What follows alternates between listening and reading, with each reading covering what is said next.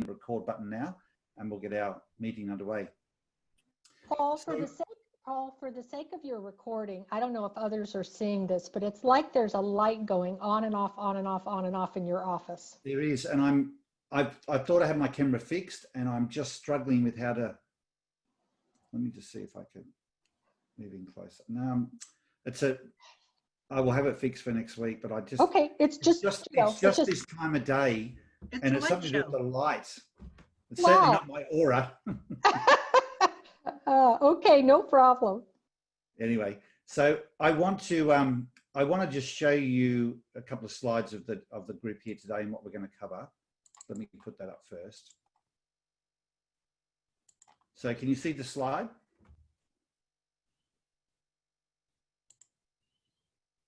Yes. Yes. We can.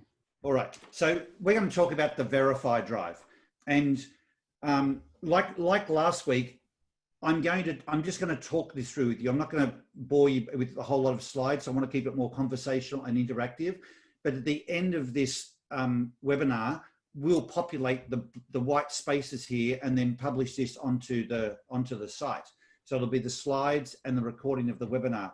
And a lot of the characteristics that we talk about today under each of these headings will be in this particular page. And I know based on the feedback from last week, you'll find this really valuable. Now, some of you already are fairly, experienced and skilled around key areas here, like understanding the natural strengths or vulnerabilities, or what you need to motivate yourself. But some of the areas I really want to make sure we cover are around this area of genius. I love this concept that everybody has a genius within them, linked to their ID. And the question is whether or not you're being true to yourself enough that genius shines or it doesn't. So I want to make sure I cover that. I want to talk about some of the key strategies to get to that particular place. And then the point down the bottom about what shows up when you do, which plays to this question over on the left here about how others perceive you. But when you're in stride, without you doing anything, just in showing up and being true to who you are, there is a person that walks through the door, like an aura almost around you. And equally, if you're not in stride and you're stressed, there is also another person that you're probably not so proud about that walks through the door. And it's just good to know what that is, so you can take more control of making sure the right person shows up. So that's really what we're going to do today in the relatively short period of time we've got. This was the one from last week that I populated. So you can see how it sort of plays out. That's there from last week if anyone hasn't already gotten it. And then this is the culture of the IDs on the call this week. There's well, I think just over 100 registered, but one of our clients, they all come on at the last minute. So there's probably about 140 people all up. But you can see last week's group was a little more, I was going to say balanced, but I don't mean that the way that probably sounded. But now you can see there's a more dominant drive this week with the verified drive and the avoid improvised drive. And maybe it's because we're going to be focusing on the verified drive. So maybe that's attracted some more verifies, but it's just a protocol for how I start everything I do, whether it's with an individual or with a team. I'm either looking at the individual, the ID of the individual, or the collective IDs of the group, so I can then adjust accordingly. So on this basis, a number of you might have a lot of questions after today. So this is a group. When you've got a culture like this, a lot of the thinking and the value will come from processing things afterwards. So if you do end up with questions like that you'd like to discuss after, please don't hesitate at all to get in touch with me or my team and have that conversation. Part of the reason we put these webinars on was to provide support through the whole coronavirus journey to help people be more self-aware and strive and be at their best.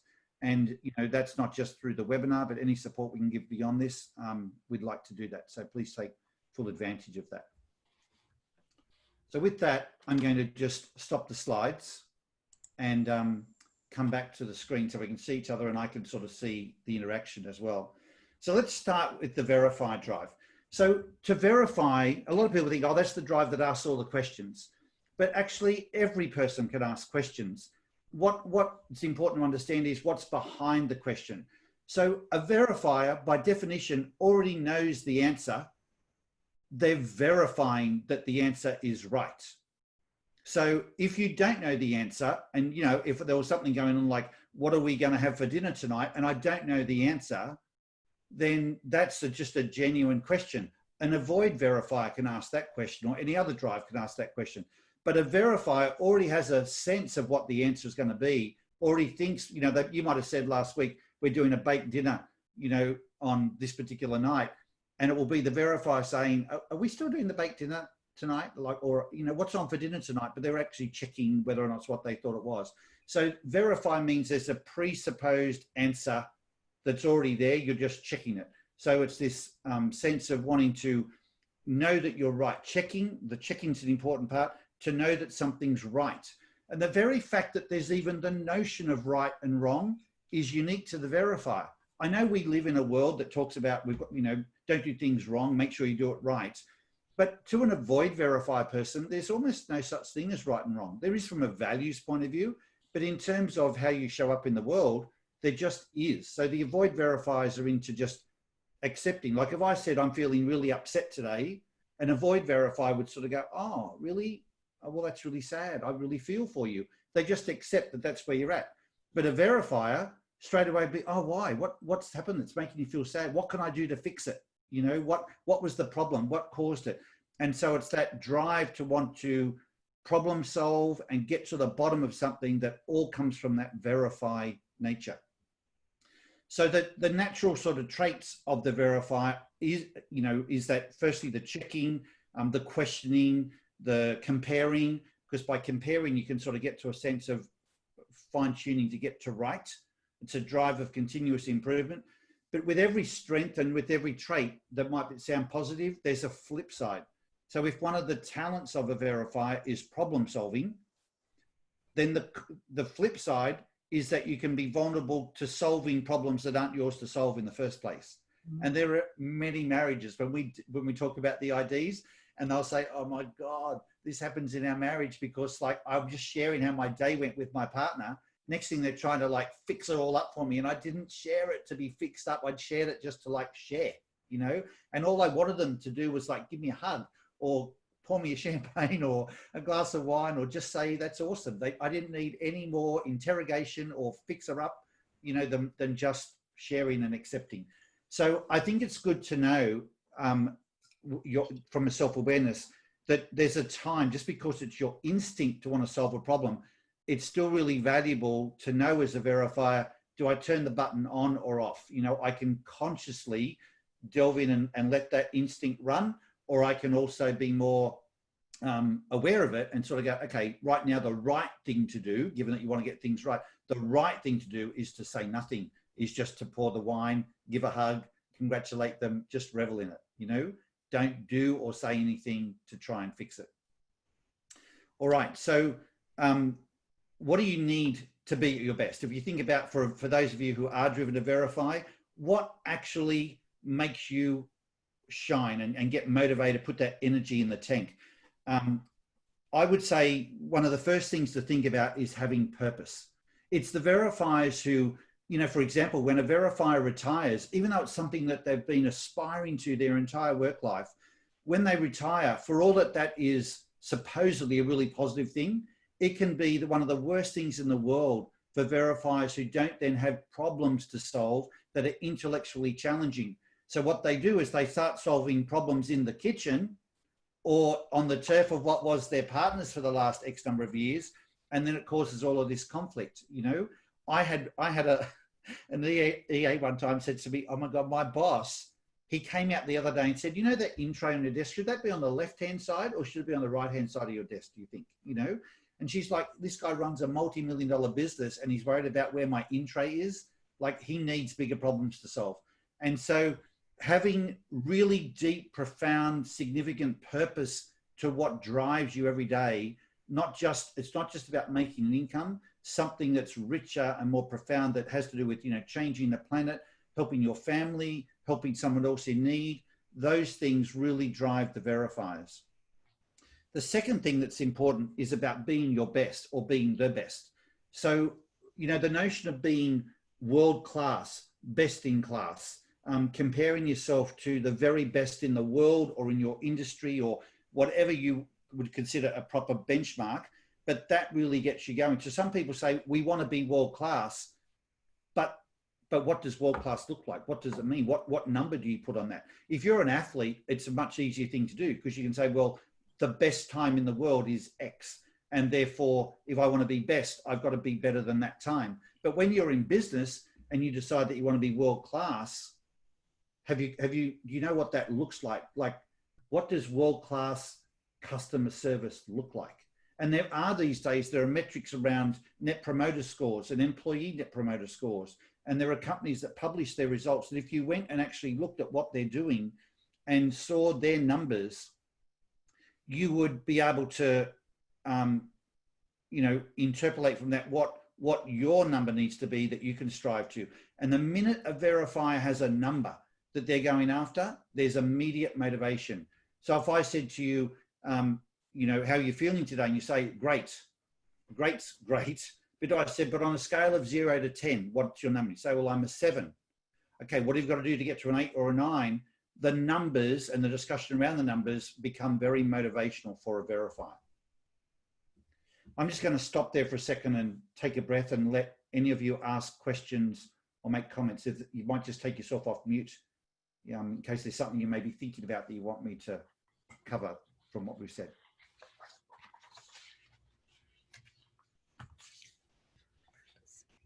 I have a comment, Paul. Okay, Judy. You know, I keep thinking about how each of us are influenced by these other drives. Because when you mention some of these things like a problem solver,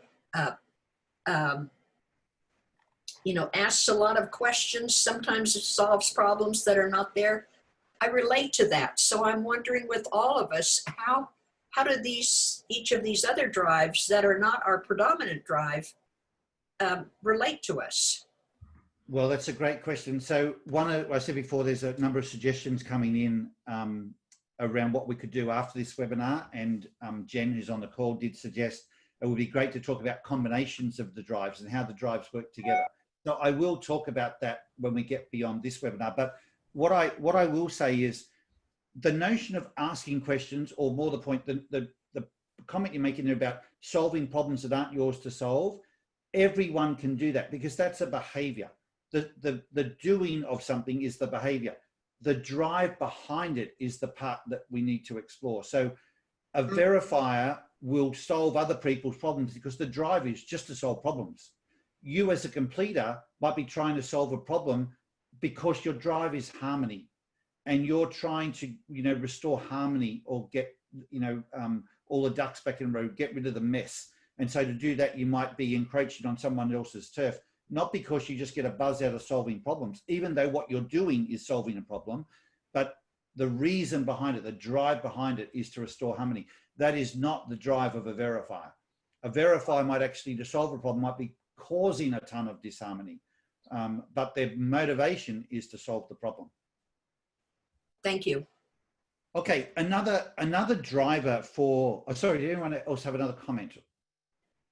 I was just going to say that I appreciate the distinction of numbers. I just hired someone who's a use verify and I'm a void verify, and she's a 3-5. She's driven and motivated self-starter, and I'm just giving her work and letting her determine her path a little bit. But now that I know, giving her those benchmarks, I am going to use that. So thanks for that distinction. So I've at the gym I go to, a lot of the people have done their IDs, which is sort of probably no surprise. But my personal trainer, like all the people he trains, have done their ID. And so if someone's a verifier, he knows to give them numbers and say, okay, do you realize that you just lifted like 14 kilos? Like that's the first time you've done that. That's a personal best for you. Next week we should try and do just a few reps at 16, and uses the numbers because he knows that as a strong verifier, that's really motivating. Or what really gets them is when you say, good, well done with the 14, but your friend over here, they just lifted 16. And that sense of comparison, it becomes incredibly motivating to a verifier, right? So that's how you start to use it. Whereas someone else who isn't a verifier, it's not that they wouldn't appreciate the numbers, but it doesn't necessarily put the same fire in the belly. And in fact, the sense of being compared to somebody can be incredibly demotivating to an avoid verifier, because they just want to be accepted and acknowledged for them as their own individual person. Well, and even not in comparison, like numbers just don't even stick with me. Like if we need to remember a number, I just let my husband do that. Because not that I'm not good at numbers if I do try to think about them in a specific project, but it's just like they don't come naturally. It's interesting. Right. You know, I remember one time, this is one of the stories that I would share with you. This chief executive took on this leadership role, and it was to turn a company around, and he was a 2 in Verify. And he got in and he was digging deep and going into all this detail for several months. And when I did the IDs on the team, they were stunned to see that, I can't remember his name right now, Ted was an avoid verifier. And they're like, how do you explain that? Because he's been like in our shorts, you know, going to the finest of detail. And he said, oh, I'm not a verifier. He said, I've been doing this so intensely because I hate it. But I know if I just do it for the first couple of months and get it all sorted and set up some systems, I won't have to touch it again. So you're seeing me is that you're seeing the behavior of someone verifying, but what's driving me is an absolute hatred of having to do it for the longer term.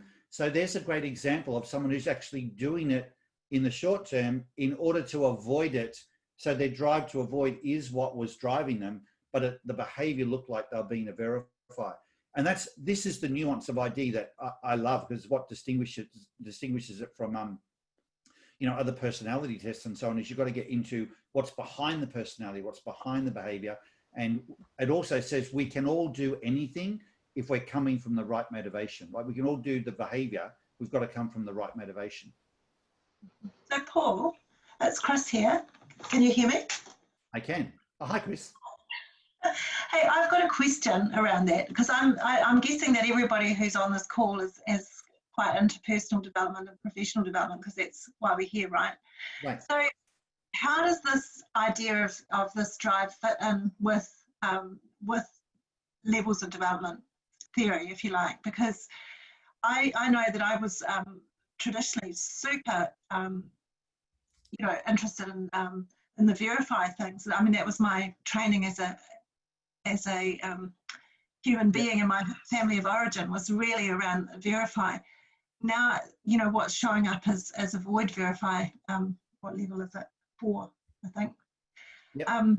So, you know, I'm just wondering about how it fits in with development, because, yeah, there seems to be like,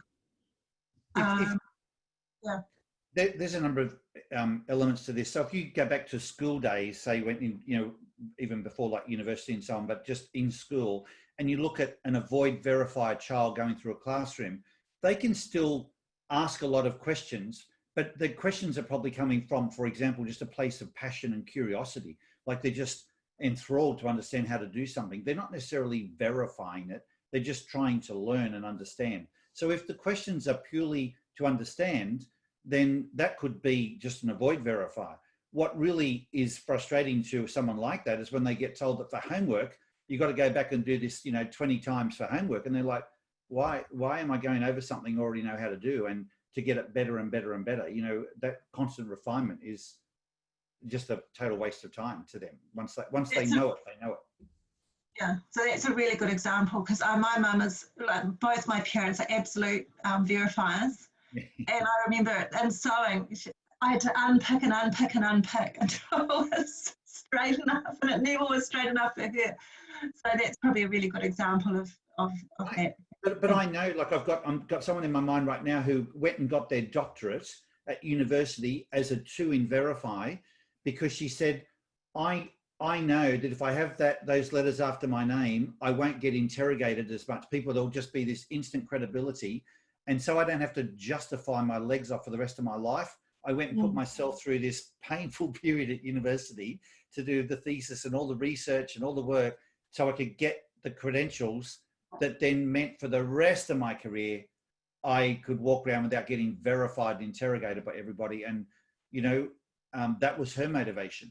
And I find that fascinating, you know, what people will do in the short term in order to avoid, get back true to themselves for the longer haul of their career. Yeah, that fits too. Thank you for explaining that. That's great. You're welcome. All right. So I'm just going to I haven't covered everything in each of these boxes I've got prepared, but I will populate the charts accordingly. I just want to make sure we get through some of the key things on the call, and then in particular, the genius and the how you show up piece. So I'm going to cover one of the pieces of geniusness now, but I've put them into two categories, what I would call the white belt and the black belt level. And the white belt one is really simple. So this is for all you verifiers, and you may not think this is a genius about you. This will sound so common sense, you will write it off probably, and that's why I'm sharing it.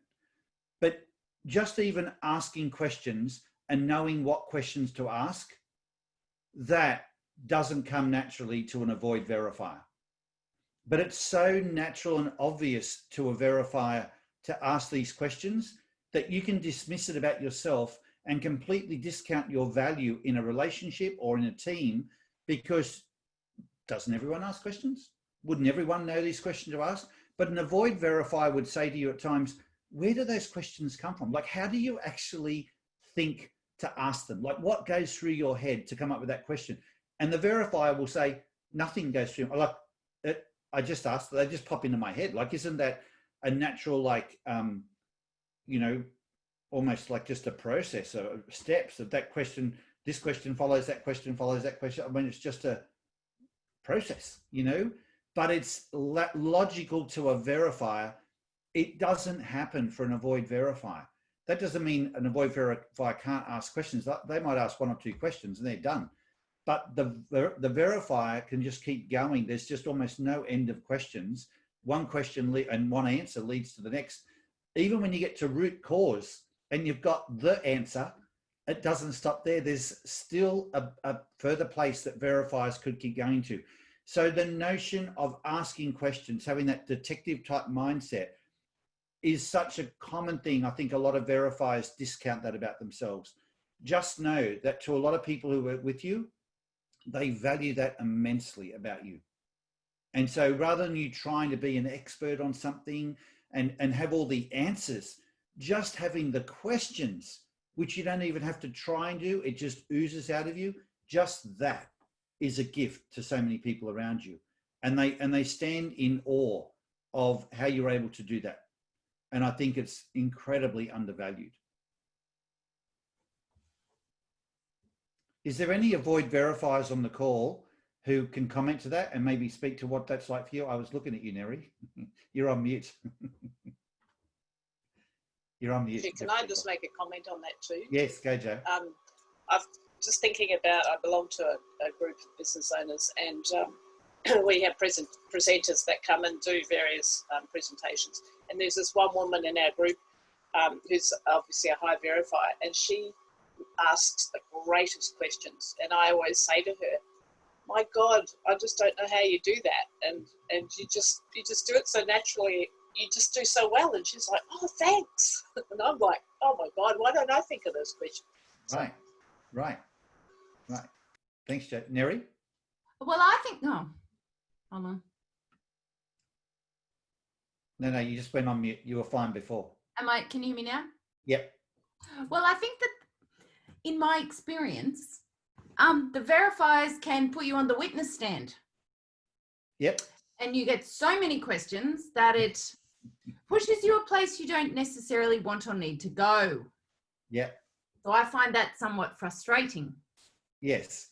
So, and that will be right. And verifier point of Yes, view. we can be very annoying. Yeah, as someone who's an 8 and verify, I can say yes, I will ask a lot of questions, and that's because I'm driving to get the solution or whatever it is I'm trying to answer right. I mean, and it may not be right within your definition of right, but right within my definition of right. So I'll try and do my homework as best as possible and keep the questions to yes and no questions as best as possible. But I'm going to ask a lot of them because I need to verify that what I'm doing is right to my specifications or whatever specifications have been laid out for me. So that's just an insight from someone who just says, hey, X works like Y, right? or to verify, this is how this process works, right? And I really just need a yes or a no, because I think at that point, it should be understood that I understand everything up to the point of my question being as simple as yes or no, and I can operate from that. And if the answer is no, I course correct. And so Nathan, so that's a great explanation. Thank you for sharing it. What I will always keep coming back to is every talent has an equivalent vulnerability, you know. And so if the talent or the genius is that you can ask really good questions, the equivalent vulnerability is that you can not only ask too many questions, but you can paralyze. Like if the genius is a liberating, empowering energy and contribution that you bring, you can also be debilitating and disempowering and paralyzing of a person or a group by asking too many questions, or causing them to feel interrogated and even demeaned because they didn't have the answers and so on, you know. And there are certain people, you think of like lawyers doing this on a witness stand, to use Neri's point, they almost get some level of joy out of causing someone to get overwhelmed by all their questions, you know, and to prove their point. There's nothing to be proud of about that. I would say to the verifiers, yes, it's your genius to come up with these questions. What you want to be careful of is to not do like stream of consciousness of your questions, because then you're just asking question after question after question. Think about, what's the question I could ask that answers all questions? You know, what do I really want to know? If I could ask a bullseye question, I forgot the answer to that question, it would almost just answer everything else. That's a great way to prepare. Verifiers need to prepare to be at their best. And so for myself as an Nathan Verify, I'll often think, if I was given one question to ask, what's the most important question I could ask? And by asking that question, it would unlock all the other answers that I'd be probably asking to that point anyway. Because there's lots of times when you've asked a series of questions and then you sort of say, look, what I'm really trying to get to is this. If I'd have, instead of doing it by stream of consciousness, thought about it in advance, I probably could have streamlined it massively. And I think that's, you know, an important self-awareness piece for verifiers, to be conscious of, not just for avoid verifiers, but even the effect you can have on other verifiers when you're asking so many questions from a stream of consciousness point of view. Can I just jump in there, Paul, as an avoid verify with another technique that would help? Sorry, I missed the guy's name who was speaking before, but you know, about the series of questions. Even with that approach, if your brand is, or attached to that is just how you sort of set up that chain of questions, is that you are you know, just seeking to understand and know more versus judge or criticize whatever's going to come out. That just makes it land differently. You know, even for me, if someone says, look, I am going to ask you a lot of questions here, so I'm, you know, just be clear that the reason I'm doing this is to get to X or whatever. Even that preface of that helps it land better.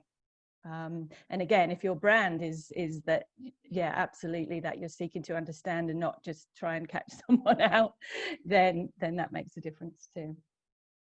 Of course. And like oftentimes I'll try and do that. It's because, for instance, I've done a lot of work on a project lately where I had almost no expertise in any of the tools I was working with. So it's like I'd bounce around to one manager and they'd say, oh no, this other manager is actually in charge of that. And I'd bounce to that manager and he's like, oh, go talk to this guy over here. And it takes me like a chain of 5 or 7 questions to get to the one person. And once I find that person, I'm like, hey, I'm working on X. Do you have any docs I can go read on it? And then I'll try to read it and try to come up with the most intelligent question I could ask. And sometimes that might require a couple of intelligent questions from there for me to understand what's going on. That's really good, Nathan. Even that you're aware of it is really good. You know, to be judicious about the questions. Yeah, and I think like that took some time for me to learn as a relatively new person to working as a professional. I've only got less than 3 years of professional experience under my belt. I think learning as someone who needs to feel like you're on the right way, Learning how to manage the questions and manage how frequently you ask them, whom you ask, what kind of research you do beforehand. Like, did I go read the doc? Should be the first question you ask before you ask someone else a question. Learning that was hard. You're using a really good word there to segue into the next area I want to get into, which is around self-doubt. Because self-doubt is almost the nemesis of the verifiers. It's the drive that lives in doubt, because that way it gives it something to do. You know, there's always something to check up and get more information on. But it makes you very hard on yourself, this concept of, well, I say doubt, but it really comes from the word Nathan was using, should. So verifiers live with shoulds. It should be this, because it goes with the concept that there is a right way. There is a right to something. There's a, you know, there's always a should. It should, and it shouldn't be like this. And so that causes a lot of stress in yourself, either self-critical, that you should have done things a certain way or didn't, or what other people should do. So it makes you very harsh on yourself and harsh on others. But it's why one of the questions we get asked all the time by verifiers is, will I ever be truly happy? Like, really, will I ever be truly happy? And I find it so sad. And I'm a verifier myself. Hey, Lucy. And, you know, I feel so pleased to learn that about myself, because I could see where no matter how well you do something, there's this notion of want to keep improving it, but you keep comparing yourself against shoulds of, you know, it should have been like this, and I should have done better, and I shouldn't have forgotten this, and should. The avoid verifiers just accept what it is. Doesn't mean they don't have any disappointments, but they're much more accepting. But every time, like even that lady this morning who told me she was a 10 out of 10 and was, and is just hitting it out of the park, what she's doing for her leader. When I asked her one question, she said to me, oh, yeah, I really should be doing more of this. And she said, maybe my score should be lower. And I'm like, no, you are a 10 out of 10. It's, you know, even if you told me you're a 9, I'd tell you you're lying. It's just coming through the camera. You're just so on fire.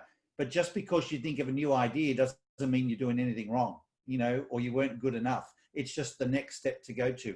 So I would say one of the things that you can help many people with, even if you do it to yourself, but you will hear in the course of your day, people shooting on themselves all the time. And if you can just help them realize that, you know, this notion of should is one of the biggest limitations and wet blankets on life that stops people being able to just enjoy what they've done. I've worked with world champions who have won gold medal at the Olympic Games, and they're standing on the podium trying to celebrate in front of the world, and in themselves are thinking, but I should have done a better personal best time, you know, and like just enjoy the moment and worry about the continuous improvement a little later. So separating the moment of success from the shoulds is one of the strategies to keeping you really on your game. But just being aware that that is the almost the unique domain of the verifier, and a real source of eternal disappointment is this notion of shooting on yourself. So that's like one of those internal voices. And it sits with that notion, you probably read this in your reports, that if verifiers do 100 things and 95 of them are great and 5% were not perfect, guess where all their attention goes? It's on the 5%, you know, that weren't perfect. And they'll probably still 99%. It's like the kid who comes home with a report card, got 92%, you know, and the parent who, as the verifier parent, says, but see, I've been telling you, if you'd have done your homework more on time, if you got those assignments done, you could have got to the 100%, you know. And I know she knows I'm talking to her right now. I know someone who's got that drive, and no matter how well they do in their schooling and their results in sport and everything, they're a verifier, and they're always hitting on themselves to be, you know, doing better. And it's all very well to improve and continuously improve, but that's about the future. The unique thing about should is it's querying and questioning and criticizing your past. You don't want to do that. You just want to put your emphasis on how to be better for the future. Hi, my name is Antoinette. I'm in Maryland in the United States, and I wanted to make a comment about the shoulds. As a 7 verifier, one of the things that I have recognized in myself is having a tendency to play, not to lose. So that's how my drive to verify would come out. And I've learned to be gentler with myself, if you will. Good. Good. After almost 40 years in a corporate environment and learning sometimes the hard way, That's that it. that is when I recognize that behavior or that motivation in others that I may be coaching, I typically will ask that kind of a question so that I can understand. So that's the other thing, learning not to interrogate other people, and starting with help me to understand, or testing assumptions. So trying to use the drive to verify in a way that fosters connection. Because when I was right out of college, I really didn't care about anything other than winning. That was it. I wanted to win. I had to be the best. So that I was just unbridled with this instinct, and have learned over time that playing not to lose could be a bugaboo for those of us that are driven by the instinct to verify. Okay, that's great sharing. Thank you, Antoinette. I didn't raise this before, but one of the strengths of the Verify drive, it just occurred to me when you were sharing that, and a number of you have commented to this effect in the chat, is the resilience that comes with the Verify, because it's got a very strong instinct for perseverance, you know, and it'll just keep persevering. And someone said to me, you know, one time, it's a fine line between, you know, banging your head against a brick wall and continuous improvement, you know, like where do you know the difference? And I think it's one of the instincts of a Verify is to know, well, I've done everything I can do. There's no more improvement. It's time to get off this horse, or there's still room to improve. But to have that perseverance and resilience is a really, you know, natural strength that comes with that Verify drive, which I hadn't called out. I appreciate the you know. And just to know, Paul, that, you know, sometimes as an avoid verify, I envy that and wish I had a bit more of it. So there's lots of good things that come with it too. That's right. That's right. All right, so let's talk about a couple of other things around the self-doubt. I talked about the shoulds. Comparing your people to others, continuously comparing yourself to others is, and you know, I see this in teenagers where they'll get so lost in how they're comparing themselves to others in their peer group, but you see it in the workplace. You see it with people in relationships where they'll say, well, my marriage isn't good because compared to this other couple, you know, this is we're not where we should be, or compared to these other women, I should be here, or compared to these men, I should be there. Comparisons are a constant source of, if you've got great confidence and self-esteem, they can be a source of, you know, growth. They can fill that tank, but you've got to be careful it doesn't become egotistical. But they can, for many verifiers, they can be something that drives you into the ground, where you just continuously feel like, by comparison, you're not cutting it. And what I would say is, and I'm an 8 and verifier, so I've lived this journey. And what was the turning point for me was when I stopped comparing myself to everybody else and compared myself to myself and where I've been. You know, so if, for example, I'll use a fitness example, but if in the past I was able to do 20 push-ups, instead of comparing myself to everyone else my age or whatever, how many push-ups they do, if I can see that I can do 20 push-ups now, but, you know, a month ago I could only do 15, so long as the verifier sees continuous improvement, that's motivating. It doesn't matter where it comes from, but it's much safer for it to come from yourself rather than worry about what everyone else is doing. And so I would really encourage those of you who feel some level of, you know, connection to what I'm sharing here, that the voice in your head is a comparison voice of comparing yourself to others. Start thinking about, how do you measure your own improvement so you can compare yourself to yourself, and you become much stronger and you're much more in control of your own destiny, which is what a verifier wants to be. It's not necessarily in control of everyone else, but you want to be in control of your own destiny. And it starts to then combat that voice that could be quite destructive within you.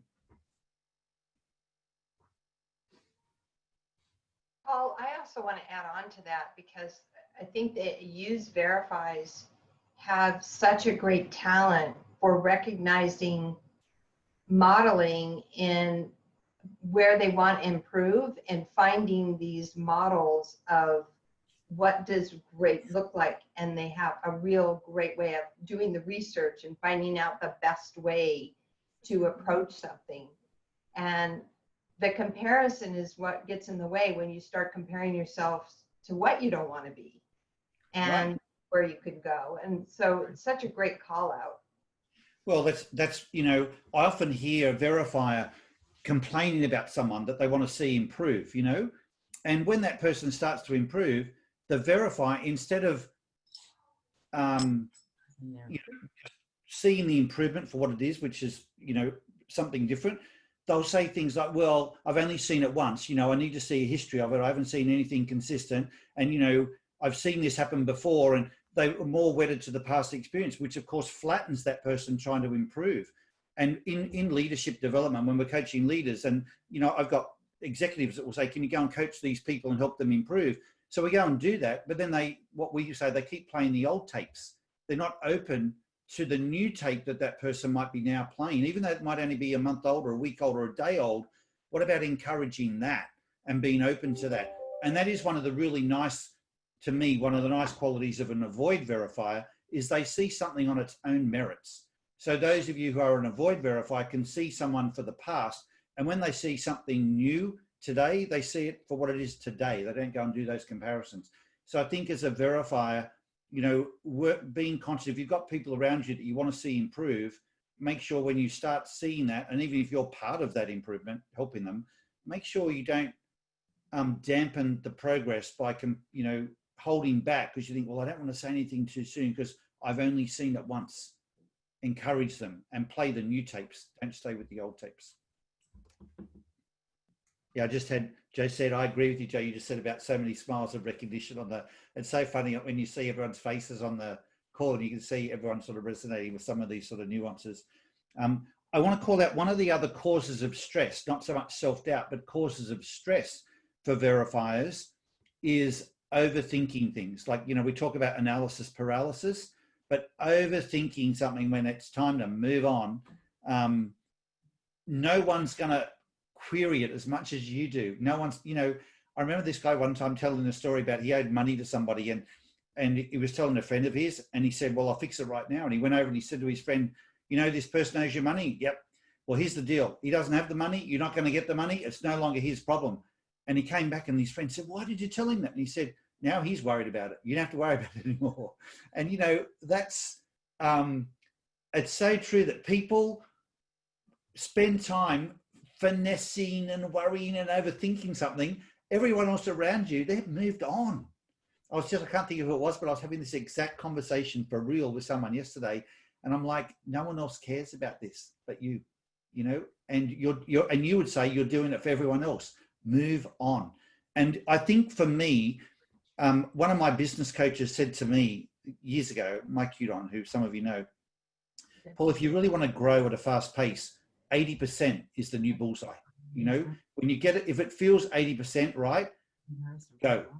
And there's a leader at AWS that said to his team, if you are getting it any more right than 80%, you spend too freaking long on it. Like, keep moving, you know?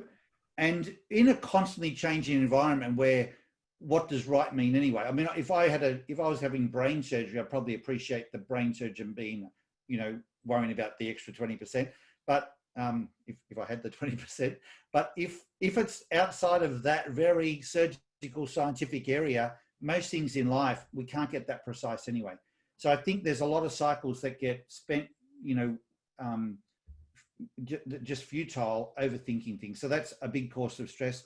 Comparisons are a big source of stress. Focusing on the 5% instead of the 95% is a big source of stress.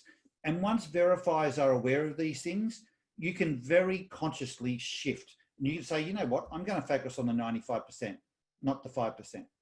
I can do this webinar and, you know, get off at the end of it. And I can either focus on the thing I forgot to say, you know, wish I'd have said it, or I can focus on the 95% of what went really well and then think of what can I do with the thing that I forgot?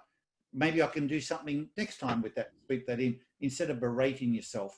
And you can live not only more happily within yourself, but you radiate a much happier energy to everybody else. And one of the things that people say about verifiers, like when you're constantly criticizing yourself and harsh on yourself, you're not exactly a lot of fun to live with.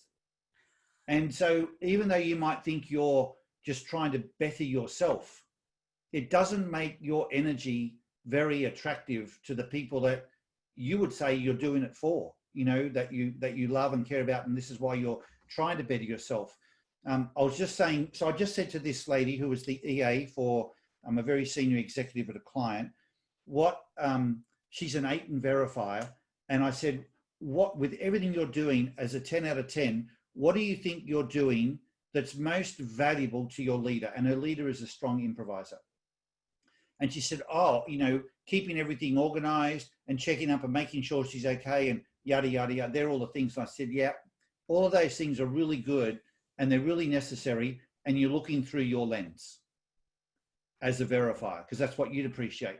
But I'll guarantee you, if we got your leader on the phone and said, what's the greatest thing that you are bringing to the table right now? What do you value most about your EA? She would say her positive energy. She's just exuding positivity. And even though she might be, you know, the junior person to the leader, I bet you she's motivating the socks off the leader and causing an incredible strategic, you know, contribution to that leader because of her energy. So as a verifier, you know, when you're being hard on yourself, you're not presenting yourself in your best possible light, but being, you know, approving of whatever you've achieved and being happy with that, and then just looking at how you continuously improve, not by criticizing yourself, but just seeing it as part of your future. Your whole energy will show up to be much more attractive to everyone else around you. And it's a big shift that you can make in how you play.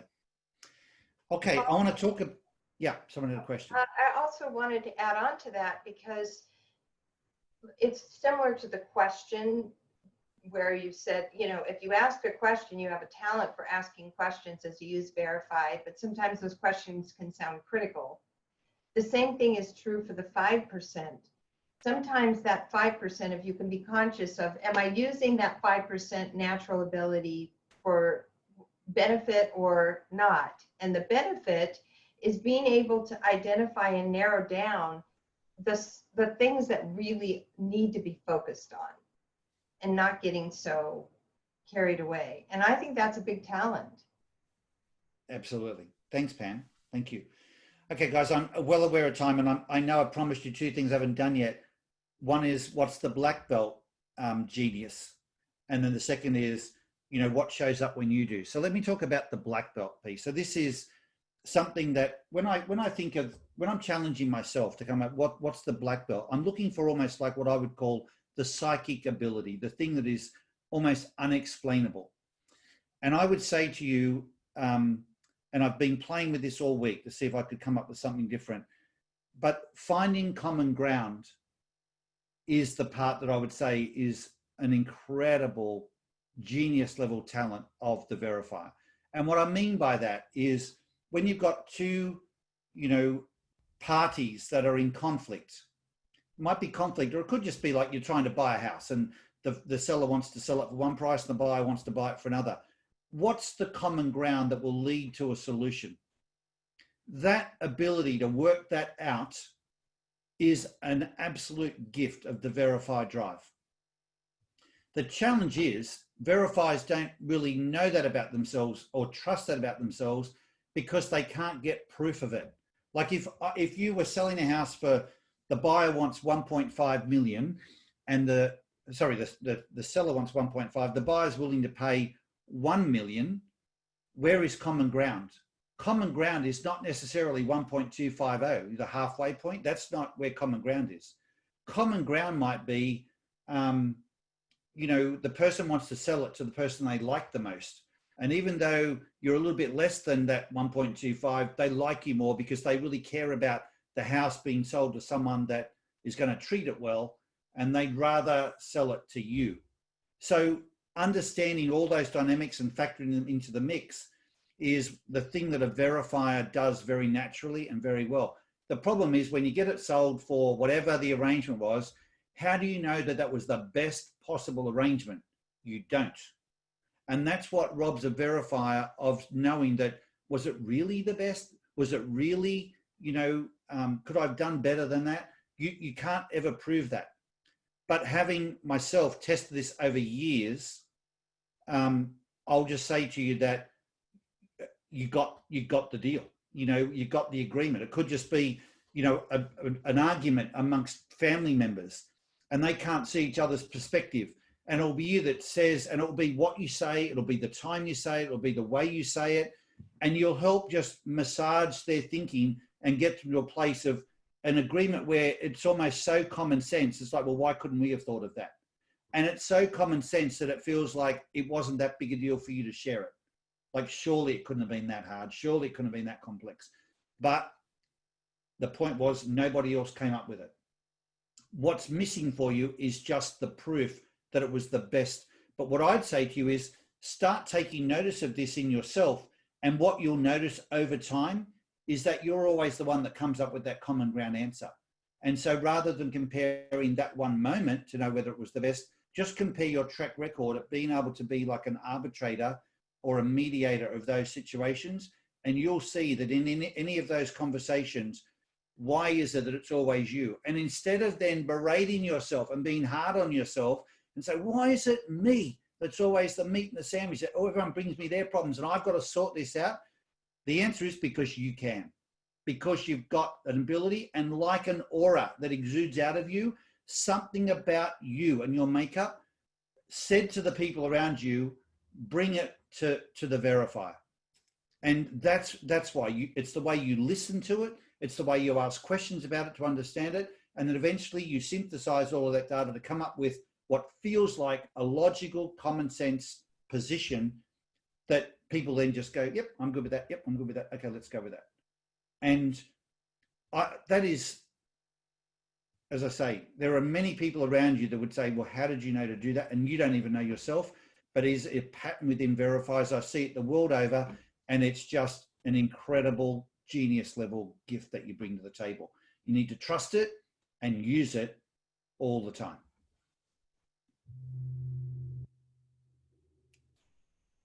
Paul?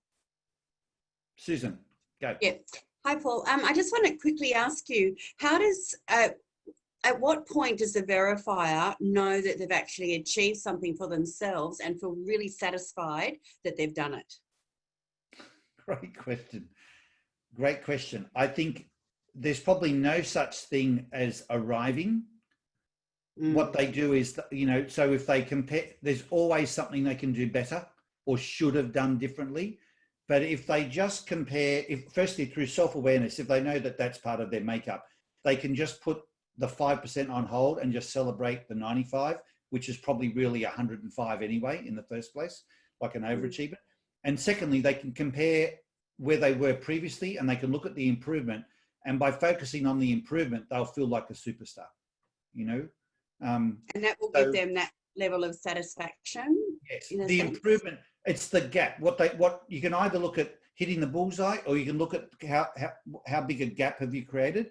And if you can see the growth that you've achieved, that is incredibly inspiring to a verifier, because you just need something to compare to. So, like, for example, my personal trainer will say, Paul, that was the personal best. And I'm like, really? And he goes, you've never done that before? Really? I didn't know that. I totally didn't realize that. And once he explains to me, no, before we were only lifting this or doing X, and now we're doing Y, I'm like, oh, wow, that's awesome. I just didn't know that, you know?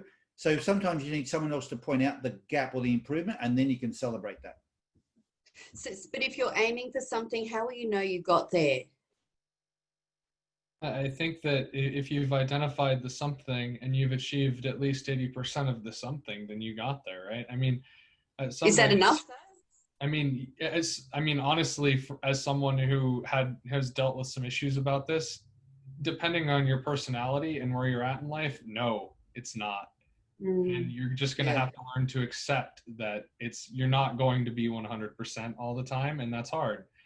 So sometimes You just got to call the shot and manage the 80% and understand that the other 20% isn't worth your time. So really, to be fulfilled, it'd be a matter of accepting that that's as much as you're actually going to have. It's like as much as I'm willing to care about. Like, I want to hit the shot. Do I really care about getting it 100% correct, or would I rather work a 5x8 and go have a life after my job?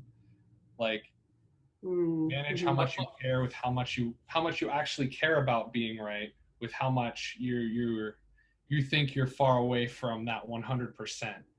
But maybe another way of looking at it too is actually how much of it is inward focused, not worrying about how it impacts on you, but also think about how it's impacting on others, because there is a danger of being so inward focused you forget about the impact on others. So sometimes you can grab your success by seeing the positive impact that you have on others.